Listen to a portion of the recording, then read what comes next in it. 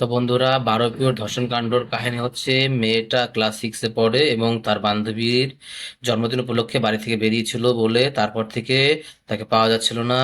CCTV footage দেখে বোঝা যায় যে কিছু ছেলের সঙ্গে সে গিয়েছিল। সেই ফুটেজ দেখে গ্রামবাসীরা যখন একজনকে ধরে, তারপরে তাকে জেরা করলে তাকে পাওয়া যায় বস্তাবন্দি পুকুরে। আর পুকুর থেকে প্রাথমিক তদন্তে পাওয়া যায় যে তার মাথায় বড় আঘাত করা হয়েছিল কিছু দিয়ে, এবং তাকে মারা হয়েছিল শ্বাসরুদ্ধ করে। তো বন্ধুরা, এটা খুবই নিন্দনীয়। এর জন্য সবাইকে একতা থাকতে হবে, কারণ বর্তমান সরকার অনুযায়ী এটা কাউকে ছেড়ে দেওয়া হবে না, ধর্ষকদের কোনো স্থান হবে না। তো এখন শোনা যাচ্ছে একজন ধর্ষককে গণপিটুনিতে মারাও হয়েছে, তাকে মৃত ঘোষণা করা হয়েছে হাসপাতাল তরফ থেকে। আর সাধারণ মানুষের ক্ষোভে আজ কেউ বাঁচবে না। এর নতুন কোন আপডেট আসলে আমি বলতে থাকবো তো বন্ধুরা। তো এর আপডেট জানতে গেলে আমাকে ফলো করে রাখো, নতুন কোন আপডেট আসলে আমি নিশ্চয়ই বলবো। এর তদন্ত কত দূর এগোচ্ছে আমি সবই বলে দেবো।